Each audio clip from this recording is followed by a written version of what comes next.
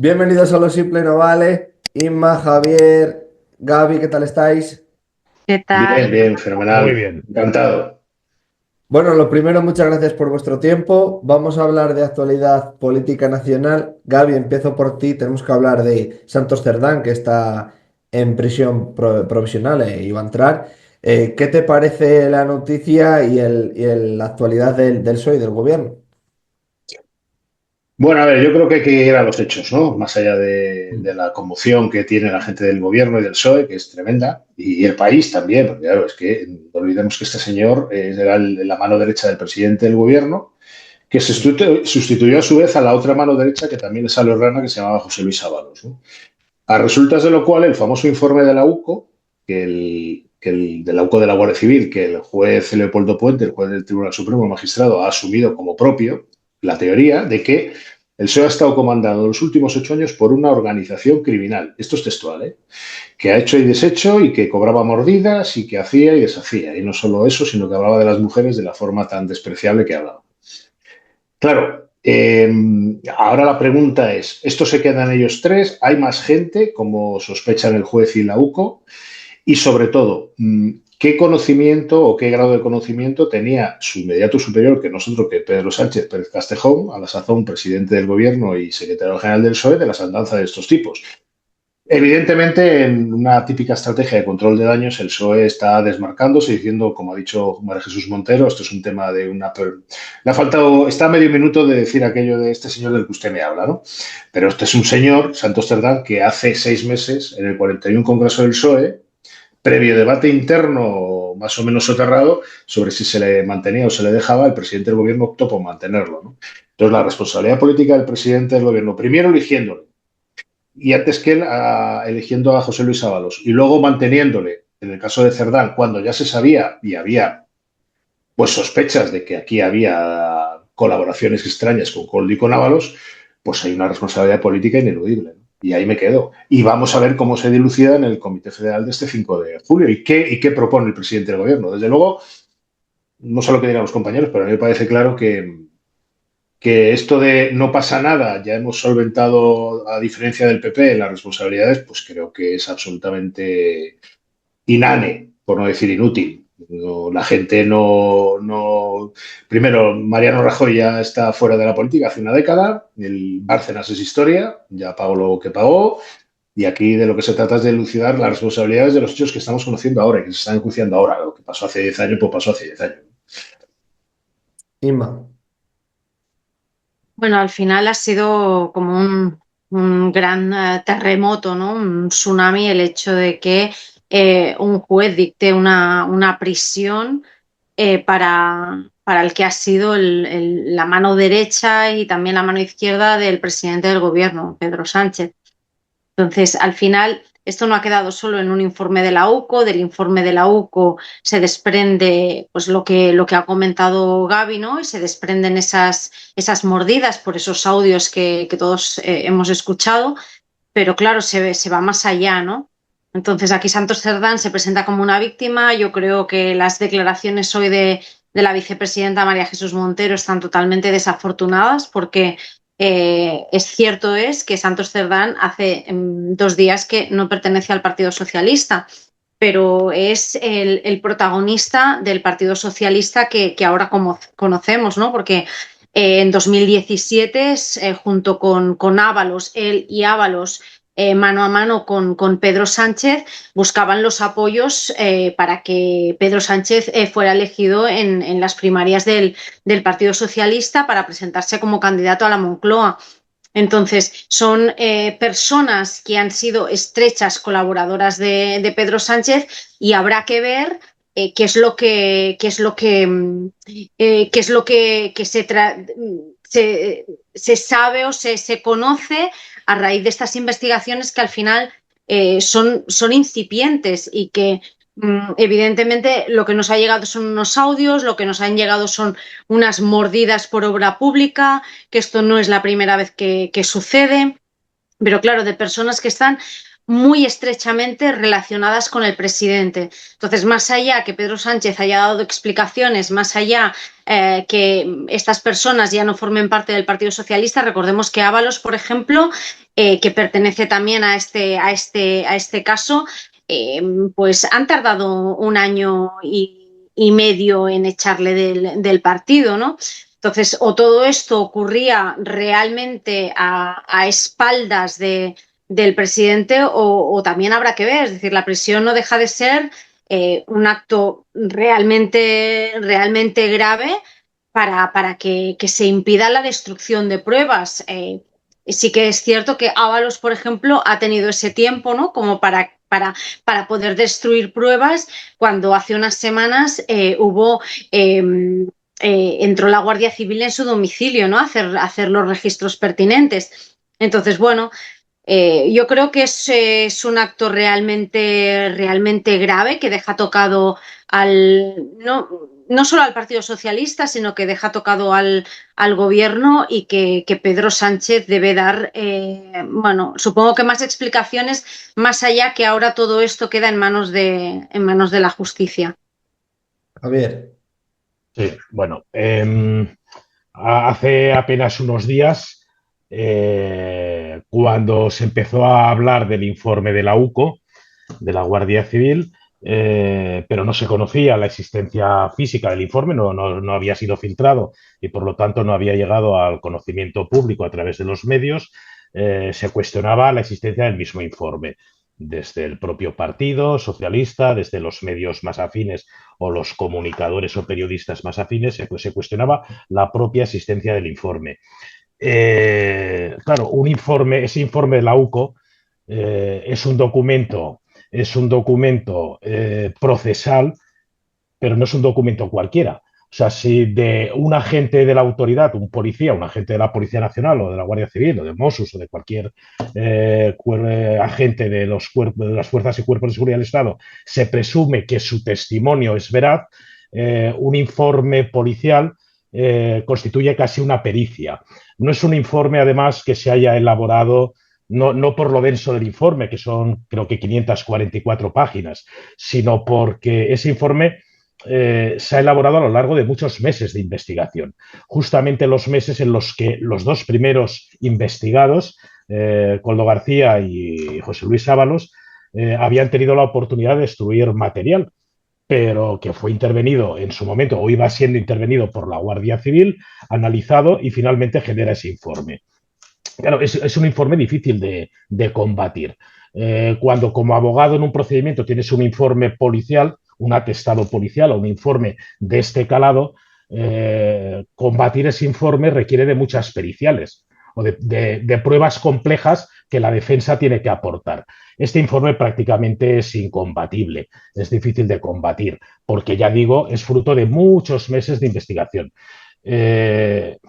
Claro, que sea la mano derecha, la mano izquierda, decías tú, Inma. Además, sí, el arquitecto, dijo él al magistrado Puente el lunes, ¿no? El arquitecto de los gobiernos de España, o por lo menos de este último gobierno, de Pedro Sánchez, que este señor haya acabado ingresando en prisión, estando comiendo rancho en Soto del Real, no es una cuestión baladí, no es una tontería. Y no es una tontería porque justamente, a diferencia del anterior secretario de organización, que era Ábalos, Santos Cerdán sí que realmente ha sido el arquitecto y el artífice de toda la política de pactos que llevaron a Pedro Sánchez a la Moncloa, y además ha sido el arquitecto, el artífice de todas las negociaciones, como por ejemplo la ley de amnistía, con todas esas fuerzas que han ido dando el apoyo o han ido manteniendo su apoyo al gobierno del Partido Socialista, por lo menos las más complicadas de convencer, ¿no? Como el PNV, Bildu, incluso Junts per Catalunya y Puigdemont. No es un secretario de organización cualquiera, realmente es el arquitecto. O sea, él no estaba presumiendo falsamente o falsariamente ante el magistrado Puente el lunes de una condición que no tuviera. Realmente esa es la condición que tiene Santos Cerdán. Y el que haya ingresado en prisión de esta forma tan rotunda, con independencia de que probablemente la estrategia de Benet Salellas, del abogado que acaba contratando una vez que desconfía del que le pone el propio partido, acaba confiando su defensa a un abogado independentista, exdiputado de la CUP bueno, y un compañero un tanto peculiar como letrado, acaba confiando su estrategia de defensa a Benet y Benet pues le aboca prácticamente a ese ingreso en prisión, porque ir a una declaración de este calado con un procedimiento o una investigación judicial de la trascendencia que tiene este procedimiento. Solo contestando a preguntas de su defensa, preguntas que evidentemente pactamos, preparamos los abogados con los clientes en nuestro despacho días antes del juicio, las veces que haga falta, ¿no? Ir solo con esa estrategia de defensa, de ir a responder solo a las preguntas de su abogado, ni siquiera las del fiscal, y mucho menos las del magistrado que está dirigiendo esa diligencia, ese interrogatorio, hombre, pues es abocarlo prácticamente al ingreso en prisión, cuando además las acusaciones ya habían manifestado que esa petición la habían formalizado por escrito. Claro, la sorpresa el lunes fue que a primera hora se trasciende que la propia Fiscalía Anticorrupción va a solicitar el ingreso en prisión o está solicitando el ingreso en prisión, porque creo que fue a lo largo de la propia diligencia que se tuvo conocimiento de esa petición de Fiscalía. Claro, en ese momento ya Santos Cerdán está claro que acaba en prisión. ¿Qué consecuencias políticas va a tener esta situación de prisión provisional preventiva de Santos Cerdán? Hombre, las que debiera tener, yo creo que todos las tenemos claras. Las que se traducen del auto de prisión, porque una cosa es el informe del AUCO, esos 544 folios, y otra cosa son los 27 o 28 folios del auto de ingreso en prisión, del auto de prisión, en las que el propio magistrado ya apunta, entre otras cosas, a que probablemente detrás de estas comisiones, de estas mordidas, está la financiación, o puede estar la financiación, habla de personas físicas y jurídicas, de terceras personas físicas y jurídicas, pero todo apunta a que parte de esas mordidas puedan constituir un mecanismo de financiación del propio Partido Socialista. Claro, cabe pensar, y está bien la política de cortafuegos que mencionabas, Gabriel, ¿no? Claro, quemo todas las naves, me desvinculo de este señor que ya no tiene nada que ver con el Partido Socialista, como decía ayer la vicepresidenta María Jesús Montero. Bueno, es lógico, no tiene otra opción, aunque sea ridícula y como ciudadanos sea una tomadura de pelo y como votantes del Partido Socialista probablemente con un plus añadido, ¿no? Pero pretender blindar a Pedro Sánchez en esa burbuja de nos ha engañado, nos ha engañado, estos nos han engañado y estos son los sinvergüenzas y hemos reaccionado de forma inmediata cuando no es verdad, cuando todos sabemos que no es verdad, pues hombre, no sé qué recorrido va a tener eso, ¿no? No sé qué recorrido. Hoy Vox, perdón, y acabo. Hoy Vox, esta tarde se ha tenido conocimiento de que Vox lo anunciaba esta mañana y parece ser que esta tarde han presentado una querella ya contra Pedro Sánchez, que claro, que no tiene, es una derivada justamente de este procedimiento, porque la querella que han presentado contra Pedro Sánchez es por un delito, un presunto delito, la comisión de un presunto delito de revelación y descubrimiento de secretos, ¿no? Por haber informado de que Koldo García y Santos Cerdán estaban siendo investigados por la Guardia Civil. Claro, esta querella, que tendrá el recorrido que tenga, pues puede tener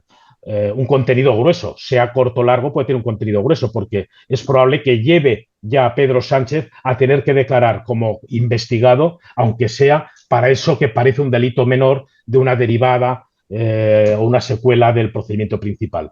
Bueno, yo creo que a Pedro Sánchez se le complica mucho el panorama personal y político, ya no es su hermano, ya no es su mujer, ahora son sus más afines, son la banda del Peugeot, aquellos que en el 2014 le catapultaron a la dirección del partido y después a la presidencia del gobierno, y probablemente el sábado en ese comité federal los socialistas, ya no hablo del partido, tiene que haber socialistas que den un golpe encima de la mesa y hay alguna reacción. No todo van a ser autocares de apoyo, que creo que también los han desconvocado ya por la falta de...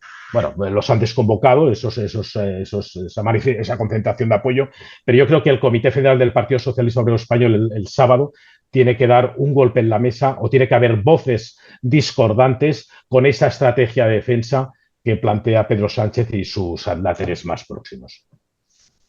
Gaby.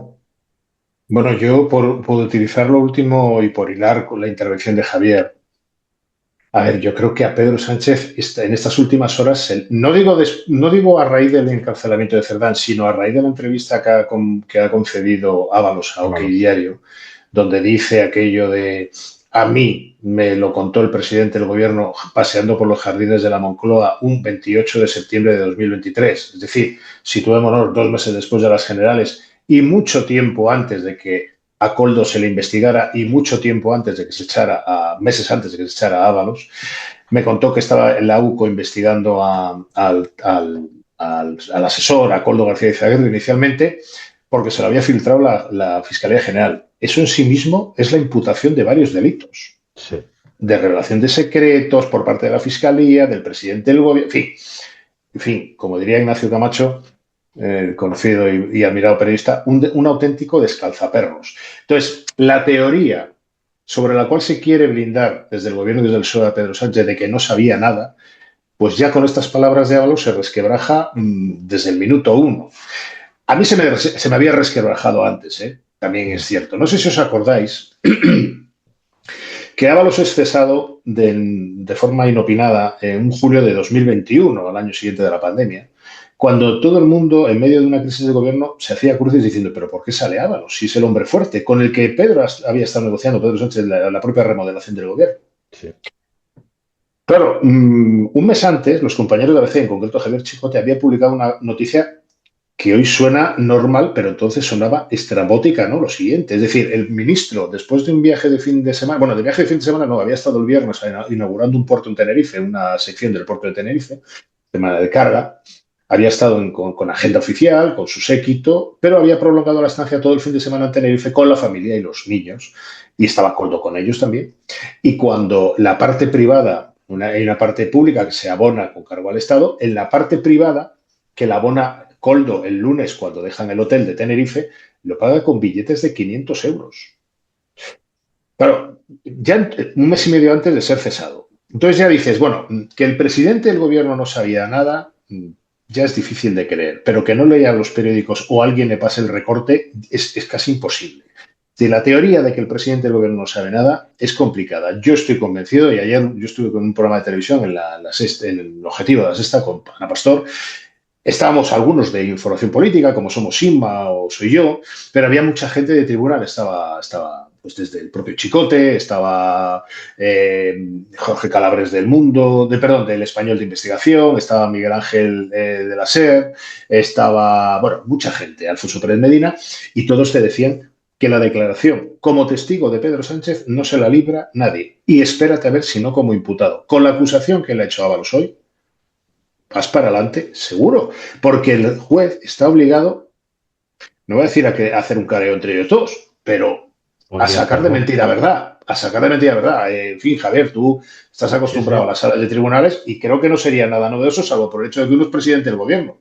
Y eso, hombre, pues condiciona muchas cosas. Yo creo que el futuro penal de Pedro Sánchez, en esta hora, voy a ser suave, no está claro. Vamos a decir así que no está claro. Y si el futuro penal no está claro, imagínate el político. A ver, Santos Cerdán, como él se definió ayer, yo creo que la estrategia que sigue Benat Salellas fue una estrategia que es la misma que siguió, si os fijáis, con el procés. Él creo que defendió a Cuixart, el de Òmnium Cultural. Sí. Yo soy un preso político, yo estoy aquí porque la fachosfera, etcétera, vienen a por mí, porque este gobierno progresista ha hecho muchas cosas de la cual soy yo arquitecto y quieren perseguirme hasta llevarme a la cárcel. Esa es la teoría. Claro, eso te puede servir si la acusación, como bien decía Berzosa, pues son 4 folios mal tirados de un atestado. Pero cuando son 544 folios trabajados de la UCO durante meses, que atestiguas con audios, WhatsApps, facturas y escrituras, pero oye, ¿en qué parte de la escritura que tenías con Anchón Alonso pone que eres un preso político? Porque claro, ahí la firmaste en cada hoja, ¿eh? Como se firman las escrituras de propiedad. En fin, es todo un disparate. ¿Qué se está buscando? Porque aquí nadie da puntada sin hilo. Yo no creo que Benat Salellas, que pasa por ser un buen penalista, haya hecho esto gratuitamente. Yo creo que está buscando convertir a su defendido, sabido que tiene perdida la causa penal, en un preso político. Y solo puede convertirle en un preso político sobre la base de disparar para arriba. Y si os fijáis, Cerdán dio 3 o 4 pinceladas, aparte de definirse como arquitecto, también dijo que ahora van a por Bolaños. Bolaños, que justamente ayer tenía un acto por la noche y canceló su asistencia, un acto de la entrega de los premios Pedro Cerolo, curiosamente.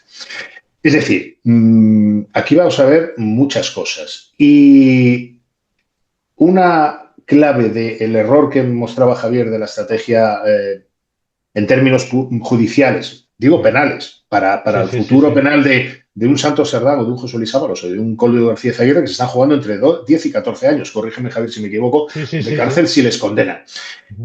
Él solo responde a las preguntas de su abogado, de Benat Salellas. No responde ni a la Fiscalía Anticorrupción, Alejandro Luzón, que en ese momento decide sobre la marcha, aunque ya lo tenía medio pensado, y su actitud en la sala le ratifica pedir prisión provisional, no responde, por supuesto, a las preguntas de las acusaciones particulares y no responde a las preguntas del juez. Tan es así que cuando acaba el interrogatorio, Benat Salellas le dice al juez, a Leopoldo Puente, bueno, señoría, si usted desea puede hacer alguna pregunta. Y el juez le dice, en palabras para la historia, no, ya no. Y inmediatamente se retira a su despacho para firmar el auto de prisión. ¿Que fue muy sobrado Cebrián y su abogado? Yo tengo la impresión de que sí. ¿Que a raíz de eso se va a comer varias semanas de cárcel, esperemos, si no meses? También. ¿Que va a acabar cantando? Bueno, yo creo que van a acabar cantando todos. Es más, hay un rum de que tanto Ábalos como Koldo ya están cantando y que su actitud aparentemente poco colaborativa con el magistrado del Supremo en la declaración que hicieron el lunes 23, pues fue más que un paripé. Fue un paripé, porque por debajo están colaborando. Bueno, de hecho, tan están colaborando que le ha concedido una entrevista a OK Diario hoy diciendo nada menos, inculpando al presidente del gobierno en el delito de revelación de secretos. Nada menos. Que es lo mismo por lo que está inculpado el fiscal general. Perdona, Inma. Ya he acabado. Te dejo. Inma. Yo voy a hacer un poco de abogado del diablo, porque al final es un círculo, ¿no? Parece ser que acotado a 3 o 4 personas. Al final pensábamos que Aldama nos estaba, ¿no? Como un poco, pues bueno, rimbombante sin presentar ninguna prueba, hasta que se presentan pruebas, ¿no? Empezó siendo un caso Mascarillas, que ya nos parecía aberrante, ¿no? Que se hubieran lucrado con las comisiones en el peor periodo de nuestra historia y de nuestra salud, ¿no? En cuanto a salud y crisis sanitaria. Y luego ha acabado en lo que estamos viendo, ¿no? De mordidas con obra pública.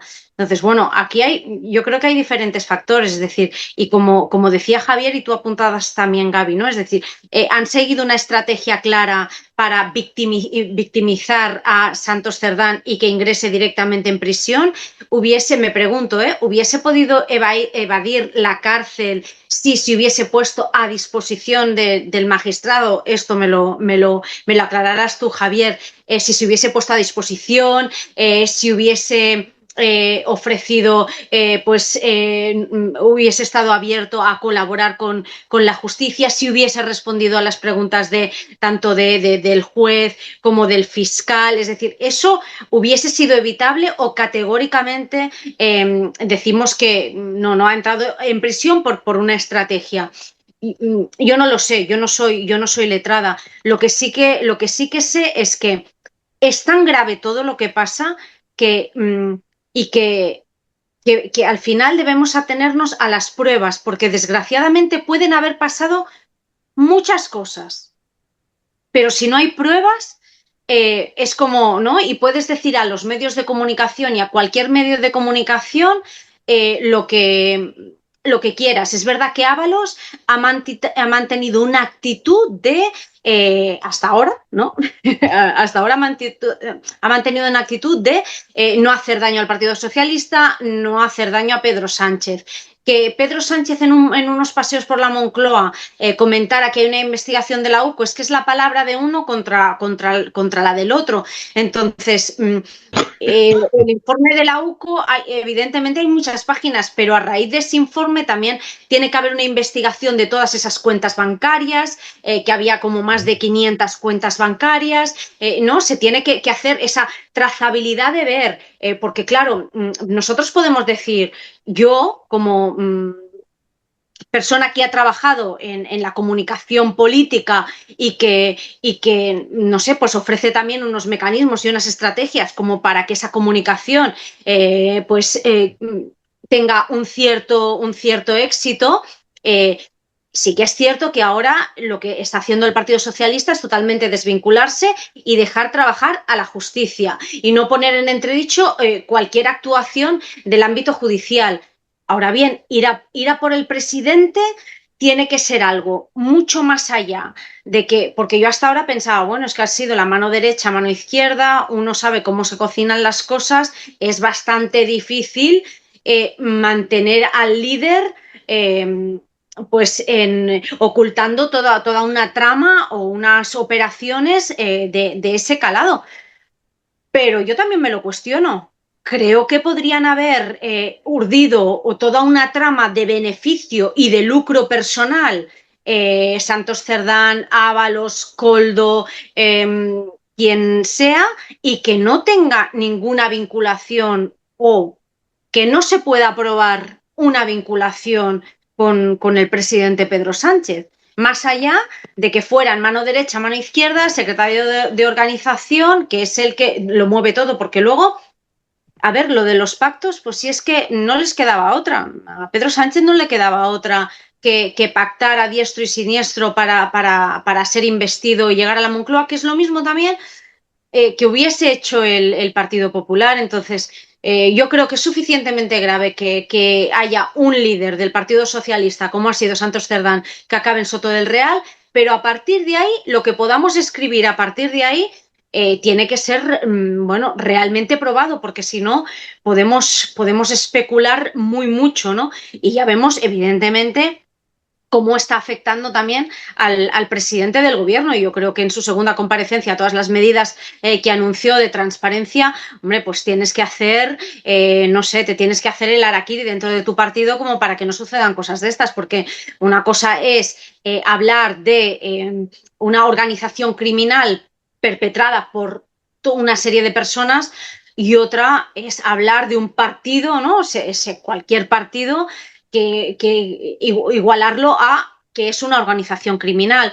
Yo creo que hay mucha gente trabajando y mucha gente que se ha sentido muy decepcionada con todos los partidos cuando se han visto involucrados en casos de corrupción, bien sea del Partido Popular, del Partido Socialista, bien sea en Cataluña de Convergència i Unió, que los casos de corrupción y el 3% llevaron a a desmembrarse el partido político, a que surgiera el PDeCAT, a que surgiera Junts. Es decir, que de esto ya sabemos, y de las mordidas en obra pública también sabemos, ¿no? Entonces, yo creo que hay una parte que desconocemos y que nos estamos focalizando mucho en la parte política, y luego hay la parte empresarial que también tendrá que decir, y también tendrá sus comprobantes y también bueno, sus datos contables y sus datos bancarios en los que se pueda probar, bueno, ese dinero a dónde fue, ¿no? Porque se está hablando de un beneficio de 5 millones de euros.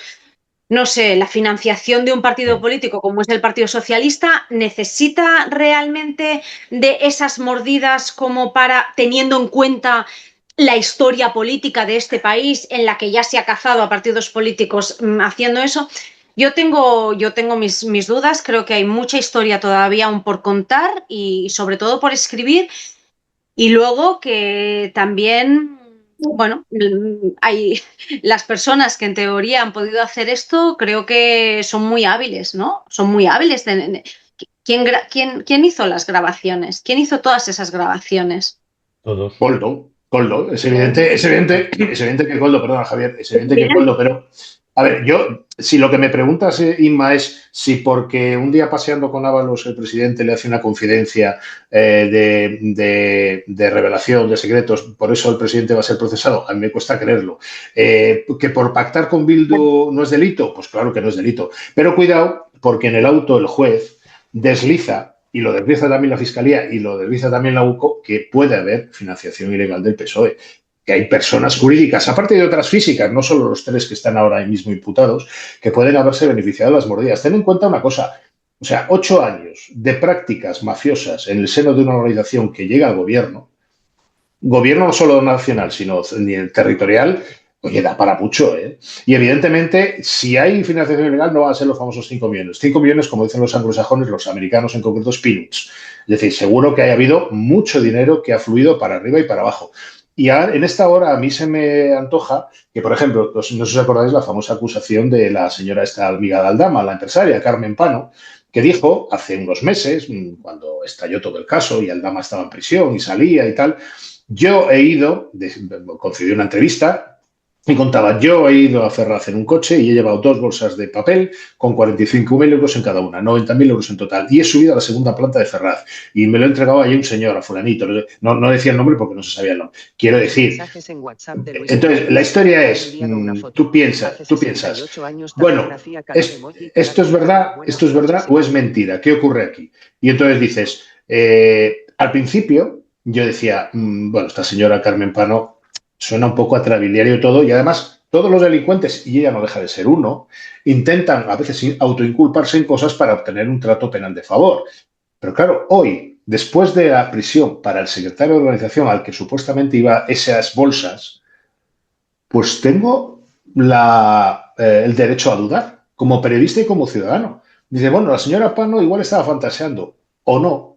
Entonces, que lo que está ahora en busca y captura, digamos, de investigación judicial, vamos a decir así, es la verdad de qué pasó con ese dinero y están investigando las patrimoniales de Ábalos, de Coldo y sobre todo de Santos Cerdán. Y de ahí se deducirá, porque si os acordáis en algunos de los audios, Inma, le dice, creo que es Coldo a Ábalos, o me parece que es Coldo a Ábalos, que dice, bueno, esto es 50 para ti, 50 no sé qué, 40 para allá y 300 deducimos de aquí, ¿a dónde va el resto? Claro, la pregunta es inmediata, ¿a dónde va el resto? ¿Dónde se mete ese dinero? Y además, hombre, el argumento de los partidos, que es siempre el mismo, ahora del PSOE, antes del PP, Convergencia, no, mis cuentas están auditadas por el Tribunal de Cuentas. Perdón, o sea, las mordidas y las cajas en B no figuran en ninguna cuenta. Eso no figura, nunca ha figurado. Estaría bueno. O sea, nadie es tan tonto como para poner el dinero negro encima de la mesa. O sea, eso es de puro sentido común. Yo no sé cuál va a ser la derivada penal, pero sí creo que esto se complica mucho más de lo que hubieran imaginado hace tan solo mes y medio el presidente del gobierno y su entorno y la cúpula de la Moncloa y de Ferraz. Porque van saliendo cosas, que van complicándole la existencia. Y va a tener que responder a muchas preguntas del juez Leopoldo Puente, no solo de lo que ha dicho Ábalos en la entrevista de OK Diario, sino de qué pasa, por qué usted confió en Santos Cerdán, por qué le mantuvo en la Secretaría de Organización del PSOE hace ahora 6 meses contra viento y marea cuando había gente que le decía que no lo haga. ¿Usted no supo nada cuando cesó a José Luis Ábalos en julio del 21? ¿Se enteró después? ¿Quién se lo contó? En fin, todas esas preguntas que nos hacemos nosotros se las va a hacer un juez, ojo, al consejero delegado del PSOE, que en esto operan como una empresa, como persona jurídica. Es decir, lo que no tiene sentido en términos de investigación procesal, creo, Inma, es que el juez decidiera motu propio, decir, bueno, me quedo aquí y doy por bueno que no ascendió para arriba, investigo para abajo. ¿Quién más? El director general de carreteras, Isabel Pardo de Vera y todos estos que estaban ahí en la penumbra, si se lucraron, se dejaron de lucrar, si hicieron negocios con estos 3 o no. Pero para arriba no investigo nada. Hago la teoría del estigma. Puede investigar lo que quiera y, de hecho, que investigue todo lo que proceda y más, y que investigue, evidentemente, hacia arriba. A lo que yo me refiero es, ¿habrá alguna prueba que implique Porque claro, para eso debe haber una prueba. Tenemos que tener pruebas evidentes para hacer una acusación, una incriminación, más allá de las preguntas que acabas de hacer y que todos nos preguntamos. Decir, a ver, ¿usted qué pasa? ¿Que es que pasaba por allí y no se enteró? O sea, ¿no? ¿Cómo nos lo explica esto? Pasaba por allí, no se enteró, usted tenía a personas de referencia directa políticamente y no se enteró. Claro, aquí hay una manera de actuar o de proceder que, claro, con el tiempo vamos a ver si es frialdad de decir, bueno, yo entro a una sesión de control al gobierno, a un pleno, me siento detrás del presidente, como hizo Santos Cerdán, y hasta que no tengo el informe de la UCO, yo me espero, porque según la UCO tenga pruebas o no tenga pruebas que me incriminen o no, yo me espero. Entonces, bueno, vamos a ver. Vamos a ver. Inma. Una cosa es lo que pueda ser y lo que nos lleven los indicios y lo que podamos pensar, y otra cosa, desgraciadamente, ¿no? Al final, pero para eso sirve nuestra justicia también y nuestra democracia, es lo que se pueda probar. Pero una cosa, perdón, y con esto lo dejo a Javier, que estoy ocupando demasiado tiempo. ¿Tú crees que políticamente es tolerable para un país sano que en algún momento dado el juez Leopoldo Puente solicite, no ya la declaración de Pedro Sánchez como testigo, que la va a solicitar seguro, como imputado y solicite un suplicatorio del Supremo al Congreso y no pase nada en términos políticos? ¿Tú crees que el gobierno podría resistir o no? Porque eso va a ocurrir en los próximos meses. Es muy factible que ocurra. Y eso es un escenario que la Moncloa y Ferraz deberían tener en cuenta, que eso pueda ocurrir. Desde el Partido Socialista veremos cómo respalda el Partido Socialista Pedro Sánchez y de lo que es capaz de aguantar también Pedro Sánchez el tirón ante este vendaval. Claro. Bueno, a ver, sí, contesto primero lo que decía Inma. ¿Santos Cerdán hubiera podido evitar el ingreso en prisión el lunes, ayer? Sí. O sea, procesalmente, no hablo en términos políticos, procesalmente sí. ¿Cómo? Probablemente siendo abierto al interrogatorio que lo hubiera podido hacer el fiscal anticorrupción, Luzón, y su señoría, y el magistrado. Porque es lo que hicieron Koldo y Ábalos. Para acordar la medida del ingreso en prisión, que es una medida grave, una medida cautelar grave, porque evidentemente coarta la libertad de las personas y te meten ahí en un chabolo, en una celda, se exigen una serie de requisitos, que básicamente son, pues bueno, que el delito del que vienes siendo investigado, imputado, genera alarma social, es el caso, pero es el caso para Santos Cerdán, también para Koldo García y para José Luis Ábalos, porque están en la misma situación. Que el delito del que está siendo investigado tenga aparejadas penas privativas de prisión de cierto calado, a partir de unos cuantos añitos, que también es el caso. Y luego, son cuatro, pero y luego el más importante o el más relevante sería la capacidad de ocultar o destruir pruebas relacionadas con la investigación. Es uno de los motivos que en el auto el magistrado Puente también hace referencia, pero porque son los cuatro motivos tasados por la ley de enjuiciamiento criminal. Y esos cuatro supuestos se daban exactamente igual el lunes de la semana pasada, cuando declararon Koldo y Ábalos. Es más, incluso el de que algún medio, he leído en algún medio, algún analista ha comentado, que es que con Santos Cerdán había la circunstancia específica o relevante de que era el único que podía destruir o ocultar pruebas. Coño, perdón. Joder, el viernes anterior a la declaración de Ábalos, hostia, cuando entró la UCO en su casa, pillaron a la chica, esta actriz porno, que la mandó a sacar el perrito o la perrita metiéndose el pendrive en el tanga. O sea, 3 días antes de declarar ante el magistrado, Ábalos estaba intentando ocultar o destruir pruebas. Es decir, los requisitos se cumplían exactamente igual para Santos Cerdán ayer que para Koldo García y José Luis Ábalos hace el lunes anterior. Exactamente igual, con el agravante de que además a Ábalos lo pillaron de marrón con esa chica intentando sacar la perrita y el pendrive. ¿Y por qué no entraron en prisión? Porque, hombre, pues igual sus defensas fueron un poco más, procesalmente hablo, más pillas en el sentido de decir, no, vamos a no contestar a las acusaciones populares, que son populares, no son particulares, y vamos a contestar al fiscal y a su señoría, y por supuesto a mí como abogado tuyo, ¿no? A las defensas. Bueno, pues esa es la única diferencia. Esa y sobre todo lo que decías tú, Gabriel, que es que Benet está acostumbrado a hacer defensa política absolutamente de casi todos sus asuntos, los asuntos penales que lleva, porque él además, bueno, yo coincido en algún tema de brigadistas de estos que quitan lazos o que son acosados por quitar lazos en pueblos pequeños de la Cataluña profunda, y bueno, y él todo lo encarrila por lo mismo, ¿no? Y pues eso también fue un fallo, probablemente también fue un fallo, es decir, no, todo esto es una conspiración. Claro, no dijo directamente una conspiración de jueces fiscales, porque entonces ya yo creo que sale manillado hasta Benet. Se van a compartir chabolos, se van a compartir chabolos esa misma noche. Pero es lo único que le faltó decir. Claro, eso es así. Luego, respecto a las personas jurídicas que dice el auto de prisión, evidentemente está apuntando al Partido Socialista, pero como tú bien decías, Inma, en este tipo de procedimientos judiciales, de investigaciones policiales y procedimientos judiciales, hay un tercer actor al que hacía mención Gabriel Rufián, pero de otra manera o con otra intención, que son las empresas corrompedoras, creo que decía Rufián, los corrompedores, ¿no? Y tú has hecho mención al caso del 3% aquí en Cataluña. En ese caso yo fui el primer abogado, luego les mandé a tomar por donde cargan las ambulancias, yo fui el primer abogado de manos limpias como acusación popular en el 3% que denunció Maragall en el Parlamento aquí a Pujol, ¿no? En su momento. Al final no era un 3%, al final era un 20%. Y al final, ¿quién resultó condenado ahí?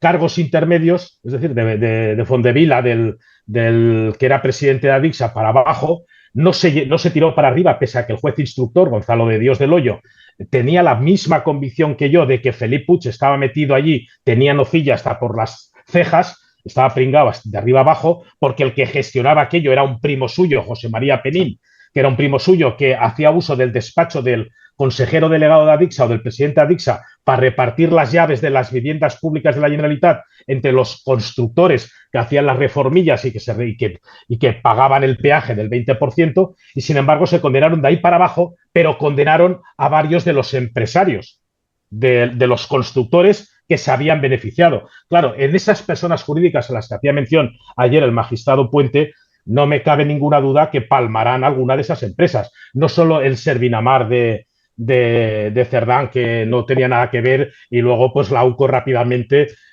o se filtró rápidamente la escritura con su firma en todas las páginas, ¿no? de esa compraventa de participaciones.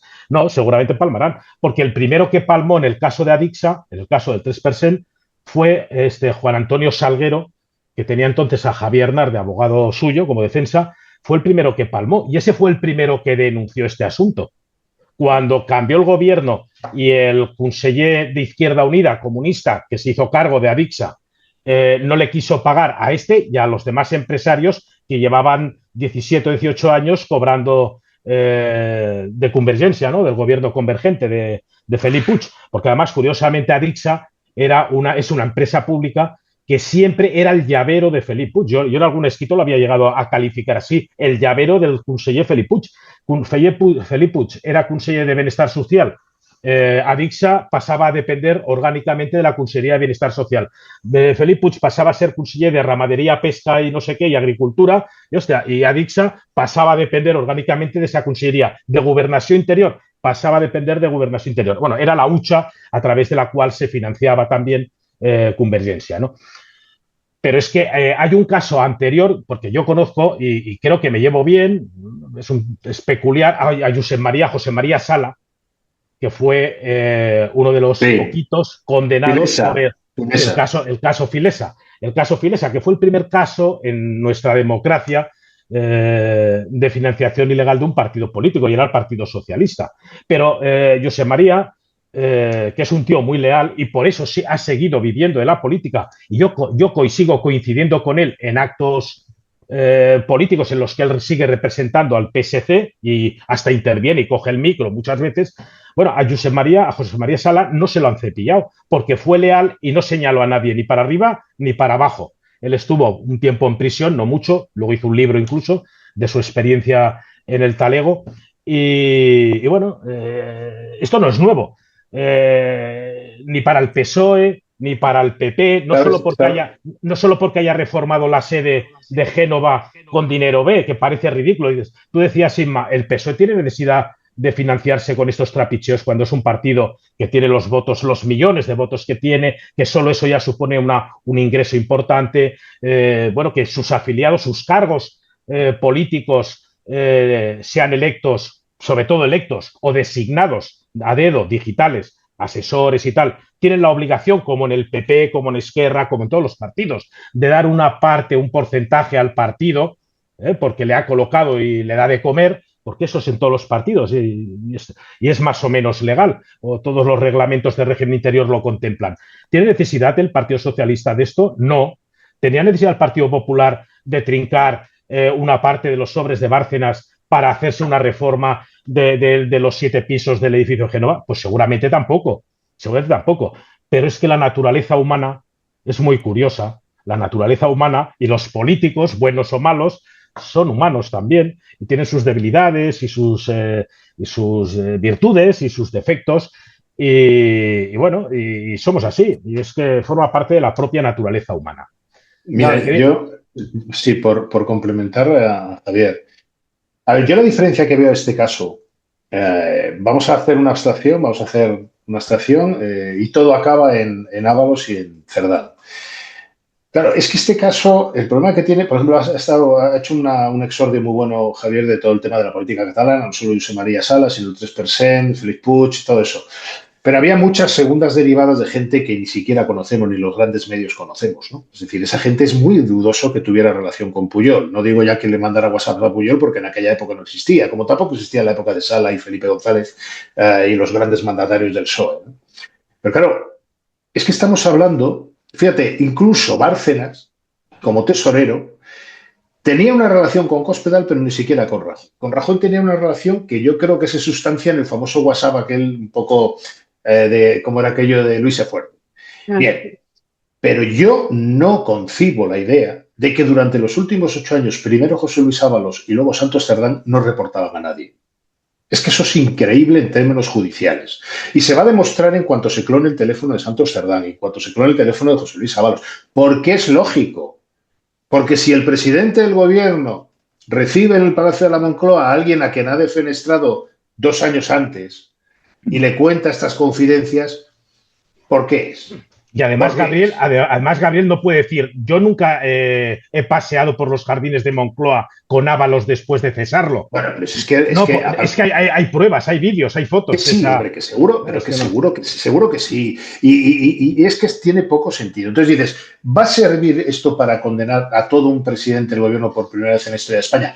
A mí me cuesta creerlo porque el Supremo no es que vaya a reforzar los indicios necesarios contra Pedro Sánchez, lo va a hiperreforzar. El problema no es ese. El problema, políticamente hablando, es que un presidente del gobierno es alguien sin mácula.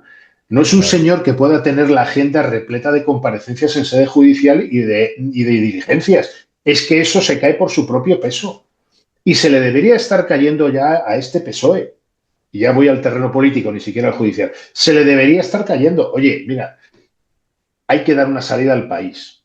Hay que darle una salida al país. Y a partir de ahí pensar qué quiere ser el PSOE de Mayo. Con Pedro Sánchez, sin Pedro Sánchez, con su renuncia a seguir, con su insistencia en seguir. Pero ese era un problema del PSOE, no del país. Es que ahora mismo todo está mezclado, gobierno, partido y situación política. Ese es el problema que tenemos de fondo. Y hasta que no se resuelva, que yo creo que debería empezar a resolverse este sábado 5 de julio en la reunión del Comité Federal, máximo órgano de congresos, claro, si la idea es, ya hemos actuado, nosotros no somos el PP. Bueno, con 500 folios diciendo lo que dice la Guardia Civil ahí, ¿pero qué has actuado? ¿Pero en qué? Pero exactamente... ¿qué parte no te has enterado de que es la punta del iceberg y que está todo por salir?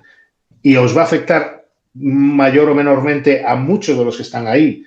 Oye, todos sabemos que el juez Leopoldo Puente está esperando otro informe de la UCO que va a llegar este mes de julio sobre las patrimoniales de Cerdán, que parece que han encontrado algo, y de Ábalos. Y para septiembre queda el famoso informe que pidió hace ya 3 meses sobre el ministro Ángel Víctor Torres.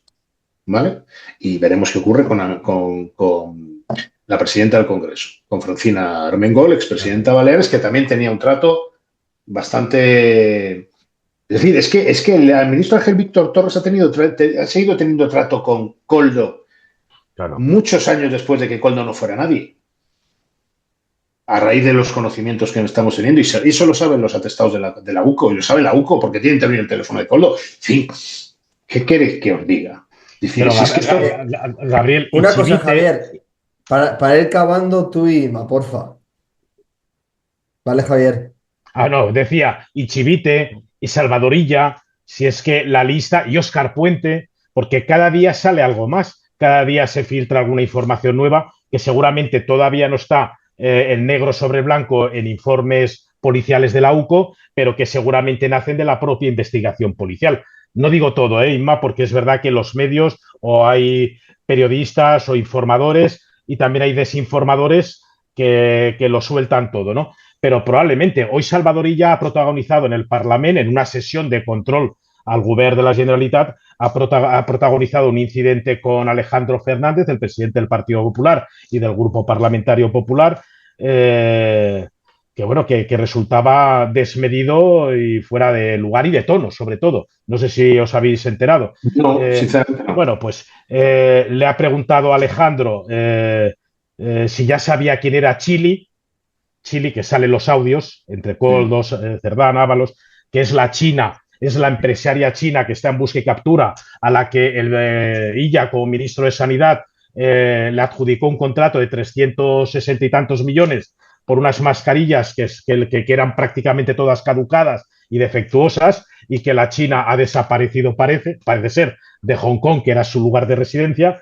Y Alejandro le ha preguntado, ya sabe quién es la Chili, y el otro se ha puesto como una moto, pero como una moto que ha llegado incluso a amenazar a Alejandro Fernández, ¿no? Porque Alejandro Fernández le ha dado el nombre, yo sí que lo sé, es fulanita de tal, chun chin chin chanchón, la madre novita, yo que sé, ha dado un nombre de estos,